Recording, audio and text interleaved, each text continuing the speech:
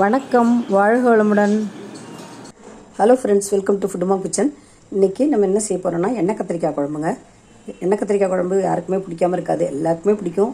எங்கள் வீட்லேயும் எல்லாருக்கும் ரொம்ப பிடிக்கும். வாங்க நம்ம ஈஸியாக செய்யுது அப்படின்னு பார்க்கலாம். இது வறுத்து அரைச்சி செய்யாமல் நம்ம அந்த பொடி போட்டு தான் செய்ய போகிறோம். ஈஸியாக பாருங்கள். ஒரு 1/4 கிலோ அளவுக்கு கத்திரிக்காய் எடுத்து குறுக்கு அரிஞ்சு வச்சுருக்கேன். காம்பு அப்படியே முழுசாக கொஞ்சம் போட்டுட்டு கொஞ்சம் கட் பண்ணிவிட்டு இப்படி 4ஆக கட் பண்ணி தண்ணியில் போட்டுருங்க. இப்போ கருக்காது. அந்த மாதிரி எல்லாத்தையுமே போட்டு தண்ணியில் அரிஞ்சு வச்சுருக்கேன். தேவையான இன்க்ரீடியன்ட்ஸ் பார்த்திங்கன்னா அதுக்கு பூண்டு நிறையா இப்போ சேர்க்கணும். பூண்டு உரித்து கட் பண்ணி வச்சுருக்கேன். அதே மாதிரி வெல்லம் கொஞ்சம், எப்பயுமே நம்ம அந்த காரக்குழம்பு வத்த குழம்புலாம் கொஞ்சம் வெல்லம் போடும் இல்லைங்களா, அதனால் கொஞ்சம் சின்ன நெல்லிக்காய் அளவு வெல்லம். இது ஆல் பர்பஸ் மிளகாத்தூள் தான். இது தனியா பொடி. கொஞ்சம் காரமாக இருக்கிறதால தனியா பொடி நம்ம ஆட் பண்ணிக்கலாம். ஒரு 2 ஸ்பூன் தனியா பொடி, 3 ஸ்பூன் ஆல் பர்பஸ் மிளகாத்தூள், அப்புறம் இப்போ 1/2 ஸ்பூன் மஞ்சத்தூள். வடகம் தாளிக்கிறதுக்கு எப்பயுமே வத்த குழம்பு இந்த மாதிரி எண்ணெய் கத்திரிக்காய் குழம்புக்கெலாம் தாளிக்கிறதுக்கு வடகம் வீட்டிலே போட்டுருவாங்க. எப்பயுமே வருஷத்துக்கு போட்டு வச்சுருவோம். எப்பயுமே வடகம், கொஞ்சம் வெந்தயம், கொஞ்சம் ஜீரகம், கருவேப்பிலை கொஞ்சம் ஆட் பண்ணிக்கணும். அவ்வளோதான். ஆயில் போட்டு முதல்ல நம்ம கத்திரிக்காயெலாம் வறுத்து எடுத்துப்போங்க. இப்போ நம்ம ஸ்டவ் ஆன் பண்ணிக்கலாம். பாருங்கள், ஆயில் விட்டுப்போங்கல்ல. எண்ணெய் கத்திரிக்காய் வறுத்துட்டு இதிலே குழம்பு தாளிச்சிடலாம். அதனால் கொஞ்சம் ஆயில், ஒரு குழிக்கரண்டி அளவுக்கு நான் ஆயில் விட்டுருக்கேன். புளியும் கொஞ்சம் ஊற போட்டு வச்சுருக்கேன். நான் சொல்ல மறந்துட்டேன், புளி கொஞ்சம் ஊற போட்டு வச்சுருக்கேன். புளி ஊற்றணும் இல்லைங்களா, அதனால் புளி ஊற போட்டு வச்சுருக்கேன்.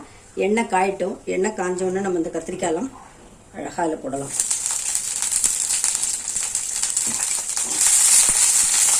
எண்ணெய் கத்திரிக்காய் குழம்பு பார்த்திங்கன்னா பார்க்கவே ஆசையாக இருக்கும். எல்லாருக்குமே ரொம்ப பிடிக்கும். ஆயிலில் நல்லா ஃப்ரை பண்ணி வறுத்து எடுத்து வச்சுக்கலாங்க.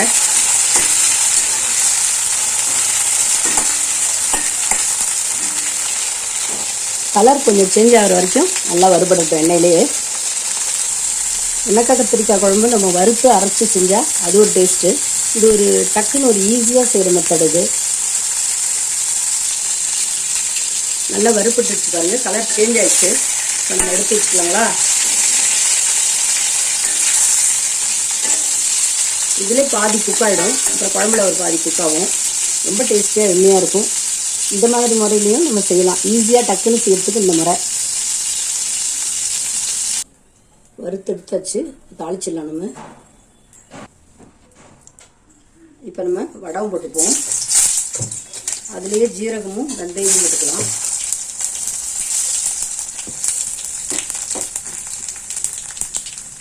இல்லை பூண்டு கல் போட்டாச்சு. கருவேப்பிலை கொஞ்சம் போட்டுக்கணும். கருவேப்பிலை கொஞ்சம் இப்போ இந்த ஸ்டேஜ்லேயும் கொஞ்சம் போட்டுக்கணும். லாஸ்ட்லேயும் கொஞ்சம் கருவேப்பிலை போடணும். நல்ல ஸ்மெல் நல்லாயிருக்கும். பாருங்கள், நல்லா வறுபட்டுடுச்சு. இந்த ஸ்டேஜில் கொஞ்சோண்டு கருவேப்பிலை போட்டுக்கலாம். நம்ம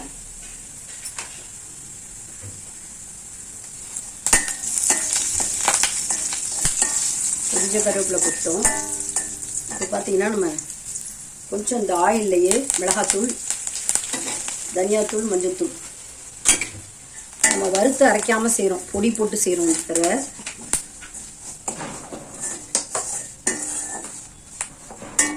லைட்டாக கொஞ்சம் வறுத்துட்டோமா. இப்போ நம்ம தண்ணி ஊற்றிக்கலாம். கொஞ்சம் தண்ணி ஊற்றிப்போம். அதுக்குள்ளே புளி கரைச்சிட்டு வந்துடலாம். தண்ணி ஊற்றியாச்சு. இப்போ நம்ம புளி தண்ணி கரைச்சிட்டு வந்துடலாமா. நம்ம புளி கரைச்சாச்சு. புளி தண்ணி ஊற்றிக்கலாம்ல. ஒரு சின்ன நெல்லிக்காய் அளவு வச்சுருந்தேன். அந்த புளி தண்ணி கரைச்சி ஊற்றியாச்சு. இன்னும் கொஞ்சம் தண்ணி ஆட் பண்ணிப்போம். நல்லா கொதிக்கணும் இல்லைங்களா, மிளகாத்தூள் ஸ்மெல் போகணும். அதனால் நல்லா கொதிக்கணும். அதுக்காக நம்ம கொஞ்சம் தண்ணி ஆட் பண்ணிக்கிறோம். கொஞ்சம் மிளகு ஜீரகம் நம்ம போட்டுக்கலாம். நுணுக்கி வச்சுருக்கேன். இந்த மிளகுத்தூள் கொஞ்சம் போட்டுக்கிறேன்.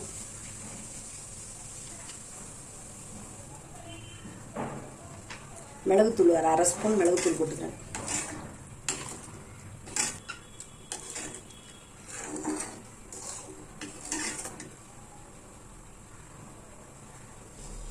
நல்லா கொதி வந்துருச்சு பாருங்க. நல்லா கொதிச்சு சுண்டி வரட்டும். இந்த ஸ்டேஜில் நம்ம ஒரு 1/4 ஸ்பூன் கடலை மாவும் 1/4 ஸ்பூன் அரிசி மாவும் போட்டால் ஒரு திக்னஸ் ஆகிடும். கொஞ்சம் கொஞ்சம் ஒரு 1/4 ஸ்பூன் கடலை மாவு, 1/4 ஸ்பூன் அரிசி மாவு மிக்ஸ் பண்ணிக்கலாம்ல.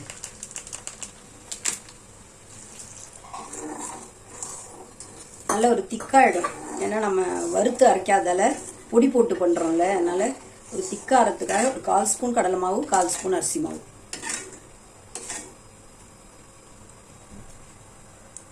நல்லா கொதிக்கட்டும். இந்த ஸ்டேஜில் கத்திரிக்காயெல்லாம் நம்ம ஒன்று ஒன்றா எடுத்து போட்டுடலாமா? பாருங்கள், சூப்பராக இருக்குது பார்க்கவே. ஸ்விம்மிங் பூலில் நீந்துறாங்க பாருங்கள். நினச்ச உடனே நம்ம அந்த எண்ணெய் கத்திரிக்காய் குழம்பு ஈஸியாக இந்த மெத்தட்லையும் செய்யலாங்க. வறுத்து அரைச்சி செய்கிறதும் ஒரு மெத்தடு, இது மாதிரி நம்ம டக்குன்னு பொடி போட்டு செய்கிறதும் ஒரு மெத்தட். இது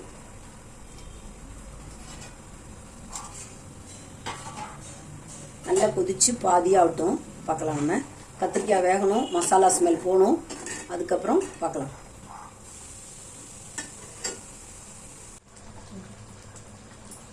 இப்போ பார்த்தீங்கன்னா குழம்பு நல்லா சுண்டிடுச்சுங்க.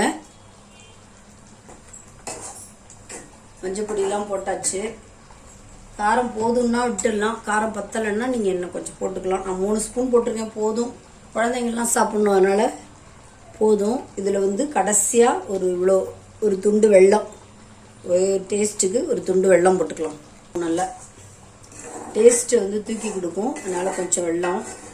கடைசியாக ஒரு ஸ்பூன் நெய் கூட விட்டுக்கலாம். நம்ம சாப்பிடும்போதும் விட்டு சாப்பிட்லாம், இல்லை ஒரு ஸ்பூன் இறக்கும் போது நம்ம ஒரு ஸ்பூன் நெய் விட்டுடலாம். சூப்பராக எம்மையாக இருக்கும்.